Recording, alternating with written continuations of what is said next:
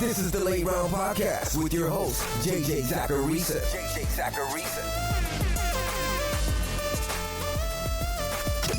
What's up, everyone? It's JJ Zacharisa, and this is episode 737 of the Late Round Fantasy Football Podcast, sponsored by FanDuel. Thanks for tuning in. Before I get to the mailbag questions this week, I wanted to send another reminder about the Late Round Prospect Guide, which you can pre-order right now over on lateround.com. In the guide, I break down what goes into my running back and wide receiver prospect models. I then profile every running back and wide receiver who will be at the NFL Combine, and my model spits out a pre-draft percentile score for each player. Then when the draft is over, I'll send an updated version of the guide with post-draft scores and post-draft breakdowns. But that's not all. I also have an entire section dedicated to my year 2 model. I'll talk about that model a bit on today's show, but the year 2 model helps predict how well a player is going to perform in year 2 and year 3 in the NFL. So I profile all relevant running backs and wide receivers from last year's draft class and let you know what to do with them in Dynasty. Last year's guide was 140 pages of pure nerdiness. I'd anticipate the guide being almost the same this year and just as nerdy. You can pre-order it right now on lateround.com for just $11.99. It's a PDF that will get emailed to you when it launches on March 13th. Once March 13th hits, that price will rise to $14.99. So again, head to lateround.com and get ready for another fun prospect season. Now let's get to these questions. This first question is from Twitter. It's from @ConnorShears. It says, where do you stand on Isiah Pacheco heading into 2023 and beyond? With clear roles between him and McKinnon and the likelihood they bring in a rookie running back and bring in a veteran to fill that role, it feels like his ceiling is pretty limited moving forward. Yeah, so this one's tough for me. I have Pacheco on a ton of my Dynasty rosters. Anyone who's listened to this show over the last year, you're not surprised to hear that. My model liked him more than consensus, and so I was gobbling him up in every rookie draft that I could get him in. With that being said, I need to be objective. As much as I would love for Pacheco to be the lead back, I still need to be objective. And if I'm being objective, I have to say that this type of profile typically doesn't pan out at a super high rate, at least in terms of ceiling. Like, just for a second, ignore what the market's saying. Ignore what you could trade Pacheco for right now. As a prospect, Pacheco was a 48th percentile prospect in my running back model. That isn't a very high score, but we shouldn't expect a 7th round player to have a high score. It was actually a pretty high score for his draft slot, which is part of the reason that I was in on him last year. But let's look at running backs since 2011 who have played 3 seasons in the league, or at least who have had a chance to be in the league for 3 years, aka running backs who were drafted or went to the NFL Combine from 2011 through 2020. And let's look at running backs who had similar prospect scores to Pacheco. Again, Pacheco is in the 48th percentile. So let's look at running backs in the 40th to 55th percentile as prospects. So 2011 through 2020, running backs who had a similar prospect score as Pacheco. And this is among running backs who went to the Combine or who were drafted. That gives us 42 different running backs. Among those 42, only 6 were able to have a season during their first 3 years of their career with 10 or more PPR points per game. And only 2 of those players were able to do that twice. Those 2 were Myles Gaskin and James Robinson. Essentially, we haven't had a true ceiling player come from this group.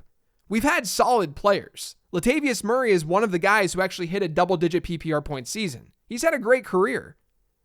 But the chance that Pacheco becomes a true stud is pretty slim, just based on his prospect score. Now, you can look at my year 2 model here too. Pacheco saw his prospect score to year 2 model score rise pretty dramatically, which is to be expected. He had a good rookie season, especially for a 7th round pick. Now, this will be highlighted in the prospect guide, but Pacheco now has a 73rd percentile year 2 model score. There are about 250 running backs in my database since 2011 who have had a chance to play 3 NFL seasons and who had a year 2 model score in the 75th percentile or lower. So they were drafted between 2011 and 2020, and they had a year 2 percentile score in the 75th percentile or worse, which is a little bit higher than where Pacheco's at. Of those 250-ish running backs, there have been 5 players with 1 season in year 2 or 3 with 15 or more points per game. Chris Carson, James Conner, CJ Anderson, Shane Vereen, Myles Gaskin. That's about a 2% chance. Probably higher for Pacheco since he's closer to that 75th percentile mark, but we rarely see RB1 seasons from these players. With that being said, I'm just really focused here on ceiling. We've seen RB2 seasons from these types of players. Maybe not super consistently, but they definitely happen. 19% of the year 2 model running backs who are in the 70th to 75th percentile hit 14 plus PPR points per game in either year 2 or year 3. So about 19% of players in Isiah Pacheco's percentile tier give us basically an RB2 season. And that's only in years 2 and 3. Now, none of them hit 16 points, but some of them did at least something. What I'm getting at here is that I think your expectation matters a ton. I don't think anyone should expect Pacheco to be an RB1 in fantasy football. Given the offense that he's in and the usage that he saw in the AFC Championship game, he can definitely have some spiked weeks though. But where we are right now, with the draft still upcoming, and with them having the ability to shift some bodies in that backfield, let's just be reasonable. We can hope for an RB1 season, we can hope that happens, but let's just not expect it. The thing is, when you look at the market, no one's expecting that. That's where the market component comes into play. According to my most recent dynasty rankings that dropped on the late round fantasy football Patreon this week, I've got Pacheco at RB32. And he's really not far off from the mid-20s. There's some variance in those rankings. That's slightly lower than where the market seems to have him, or a place like Dynasty League Football and their ADP. But I wouldn't consider him a sell because of that. I think he's in hold territory. I'm only selling younger players aggressively when there's a very clear difference in how I'm viewing them and how the market's viewing them. I don't think that's the case for Pacheco. So don't expect RB1 output, but Pacheco's good. I'm a definite believer in the talent and what he brings to that Chiefs offense. They need that physicality. And I don't think they're going to try to replicate something like that in the draft at this point, which means the early down work, at least in 2023, can still be his. The ceiling is where I'd have plenty of questions, but that's not enough to trade him away at his current market value. This next question is from @InTheDugout. It says, Skyy Moore's dynasty value. We drafted him in the first round of rookie drafts. Now what? By every metric, we should move on, but that's hard. So we go from one Kansas City Chief to another. And when I'm analyzing this stuff, I go through a really similar process. I look and see what the year 2 model is saying. I try to find some comparables and I go from there. With Skyy Moore, my model had him as an 85th to 86th percentile prospect last year, and his year 2 model score is now in the 76th percentile. Something I do with the year 2 model and in the prospect guide is develop journey comparables. There are players who went on similar journeys from prospect score to year 2 model score. And Skyy Moore's journey comparables are not great. His best case among that group is probably DJ Chark. Chark was a day 2 pick who struggled as a rookie, but he ended up turning things around. But as we know, Chark isn't some stud player right now. In that journey comparables group, you have productive players in college who we had some hope for who just didn't pan out. And I gotta say, the one player who scares me the most on that list is Andy Isabella. Because Isabella was one of Skyy Moore's 3 comparables in last year's prospect guide. But once again, the market is everything here. I don't have high hopes, but according to my rankings, I've got him at about ADP. Because most people recognize that profiles like this, they typically don't work out. So I don't think it's absolutely necessary to just move on. You're not going to get a whole lot for Skyy Moore right now. At least you know that he's got something going for him situationally. He has Patrick Mahomes. And maybe his smaller program profile just needs some time before a true breakout happens. That's at least the optimistic way to view Skyy Moore. But like Isiah Pacheco, I think he's a hold. This next one's from @WillMcKenzie, and it will be the last time that I reference my year 2 model this week on the show, I promise. It says, hey JJ, first time caller. Which is your favorite of the 2022 rookie wide receivers projecting forward 2 to 3 years? Dynasty mindset, perhaps. Feels like most need a better quarterback, but who do you like most from your model plus a year's production? Thanks and keep up the great work. So like I've been saying, the year 2 model helps predict how a guy's going to perform in year 2 and year 3 in his NFL career. So it looks at his prospect score, it looks at some production metrics from his rookie season, and it says, this is where this guy ranks moving forward. Last season, the top wide receivers in the prospect model were Drake London, then Chris Olave, and then Garrett Wilson. London was a 98th percentile guy. And then Olave was high in the 97s with Wilson very, very close to Chris Olave. And then Burks and Jamison Williams were a couple percentile spots behind them. Those three players are still at the top of my list. Technically, the year 2 model likes Olave the most right now. And then Wilson's after that, and then London. But I think all three are going to have great careers.